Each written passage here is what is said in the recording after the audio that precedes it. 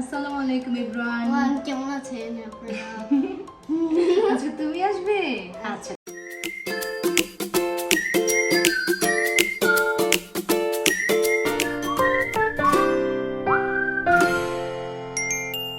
ঠিক আছে। তুমিও আসবে। অনেকদিন পরে আমরা আমাদের রেসিপি চ্যানেলে চলে আসলাম। আজকে আমরা কাটা মশলা দিয়ে বিফ কারি দেখাবো, যেহেতু সামনে কোরবানি ঈদ আসতেছে আমাদের। তো আজকে আমি আপনাদের সাথে কাটা মশলা দিয়ে বিফ কারিটা আর বেশি দিন নেই কোরবানি। শেয়ার করবো, তাই না? তো কি কি এখানে রেখেছি মশলাগুলো সব দাও। এখানে গরু মাংস, পেঁয়াজ, রসুন আর আলু, আলু, এটা আদা।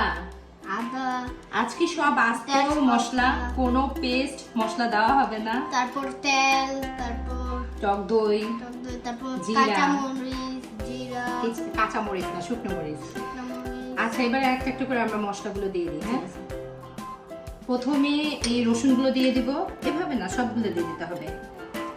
সবগুলো দাও, তারপর আমরা দিব তারপরে আদা দাও আস্তে আস্তে সুন্দর করে, না হলে তো মানুষ বুঝবে না কি দিচ্ছ তুমি। তারপর আদা আমরা কাটা দিব দিলাম। এটা হচ্ছে শুকনো মরিচ। মরিচটা আসলে আপনাদের পছন্দসই ঝাল অনুযায়ী দিবেন, যে যেমন ঝাল খেতে পছন্দ করে ঠিক ওই অনুযায়ী ঝালটা পরিমাণ বাড়িয়ে কমিয়ে নিতে পারেন। আমি এখানে 5টা মরিচ দিয়েছি। ঠিকটা তারপর আমরা দিব তেজপাতা।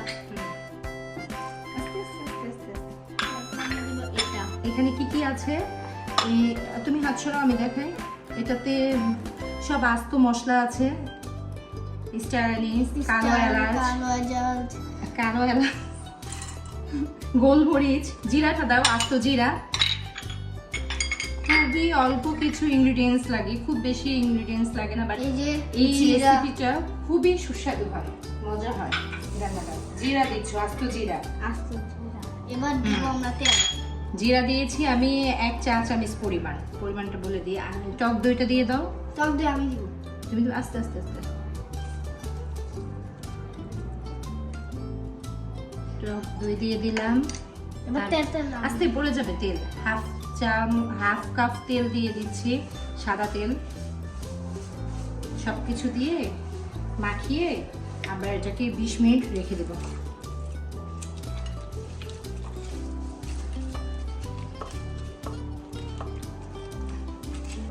অলরেডি 20 মিনিট হয়ে গেছে, এখন আমি রান্নাতে চলে যাব।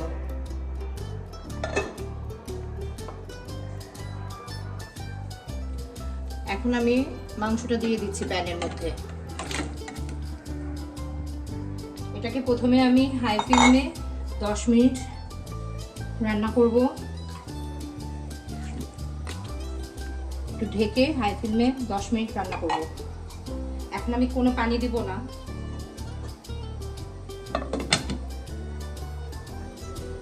মাংসটা গরম হতে হতে আমি এখন লবণটা দিয়ে দেব। লবণটা আসলে স্বাদ অনুযায়ী।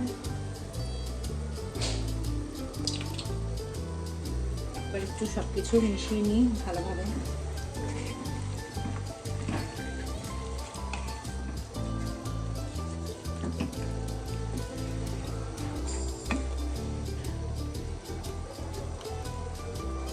এখন আমি এটাকে ঢেকে হাই ফ্লেমে 10 মিনিট রান্না করব। 10 মিনিট আমরা হাই ফ্লেমে বিফটাকে রান্না করেছি। এখন একটু নেড়ে দেব সবকিছু, একটু ভালো করে নেড়ে চেড়ে মিশিয়ে।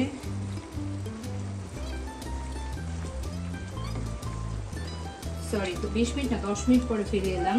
এখন আমি একটু আগুনটাকে কমিয়ে দিলাম, মেদো আছে 20 মিনিট এটাকে রান্না করব ঢেকে।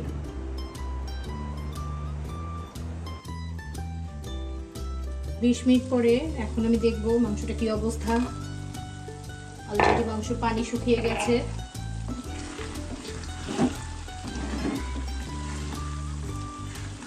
দেখুন মাংসটা পুরো পানিটা শুকিয়ে তেল ছেড়ে দিয়েছে। যেহেতু এটা গরু মাংস, সিদ্ধ হতে আরো টাইম লাগবে, যার জন্য আমি এখানে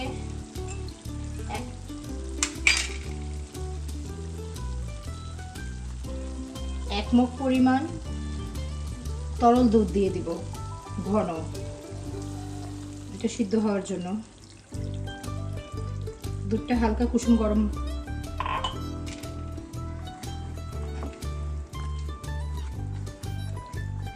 দুধটা দিয়ে ফার্স্টে আমি 4-5 মিনিট একটু আগুন বাড়িয়ে দেব হাই ফ্লেমে। তারপর আমি 30 মিনিট এটাকে মৃদু আঁচে রান্না করব। অলরেডি বিফটা রান্না হয়ে গেছে। 30 মিনিট আমি এটাকে মৃদু আঁচে রান্না করেছি। এই ঢেকে রান্না করার অবস্থা আমি আরো কয়েকবার নেড়ে চেড়ে দিয়েছি। এখন আমি এখানে 1 টেবিল চামচ ঘি দিয়ে দেব।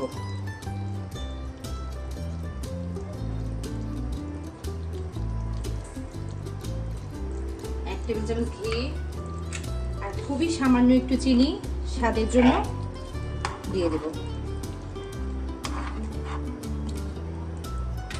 সবকিছু দিয়ে আমি আরেকটু নেড়েচেড়ে মিশিয়ে নিব।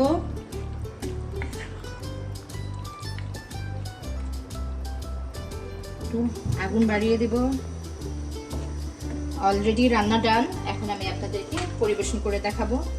চুলা বন্ধ করে দেব, ঢেকে দিলাম। আমার রান্না কমপ্লিট হয়ে গেছে। এখন আমি আপনাদেরকে পরিবেশন করে দেখাবো। আজকের মতো আমার রেসিপি এখানে কমপ্লিট। দেখুন কতটা সুস্বাদু হয়েছে এই বিফটা। এভাবে কাটা মশলা দিয়ে আপনারা চাইলে এখানে বিফের পরিবর্তে মাটনও রান্না করতে পারেন সেম রেসিপিতে। আর এই রেসিপিটা ভীষণ সুস্বাদু হয়, খুবই ভালো হয়। আমি আশা করব আপনারা যারা আমার এই ভিডিও দেখবেন অন্তত একবার হলেও এই রেসিপিটা বাসায় ট্রাই করবেন। আমার কথায় না, আপনারা নিজেরা ট্রাই করে দেখবেন, এটা খুবই সুস্বাদু হয়। এই রেসিপিটা আপনারা চাইলে প্লেন পোলাও রুটির সাথে খেতে পারেন। এটা সবচেয়ে বেশি ভালো যায় আমার কাছে, যেটা ভালো লাগে যে রুটি আর প্লেন পোলাওর সাথে। ইচ্ছে করলে আপনারা ভাতের সাথে, সাদা ভাতের সাথেও ট্রাই করতে পারেন। তবে আমি মনে করি যে রুটি আর পোলাওটার সাথেই বেশি মজা হয়। তো আজকে আমি পোলাওর সাথে খাবো। সাফান খাবে? আসো তোমাকে দিই। দেখুন কতটা ইয়ামি হয়েছে, খুবই সুন্দর একটা রেসিপি হয়েছে। গ্রেভিটাও খুব সুন্দর হয়েছে, খুবই সুস্বাদু মজার রেসিপি। খাবে তুমি? খাও। তো আজকের মতো আমার রেসিপি এখানেই। চাইলে আপনারা আমাকে ইউটিউবের পাশাপাশি ফেসবুকও ফলো করতে পারেন। আমার ফেসবুক আইডিটাও সেম ইউটিউব আইডিতে দেওয়া আছে। ইচ্ছে করলে আপনারা সেখানেও আমাকে ফলো করতে পারেন। আর যদি আমার রেসিপি ভালো লেগে থাকে তাহলে অবশ্যই আমাকে লাইক, কমেন্ট, শেয়ার করবেন। তো আজকের মতো এই পর্যন্ত আমার রেসিপি। দেখুন মাংসটা কতটা সুন্দর হয়েছে, সফট হয়েছে। সাফন জানি খেয়ে বলো কেমন হয়েছে। তা আজকের মতো এই পর্যন্ত। আল্লাহ হাফেজ।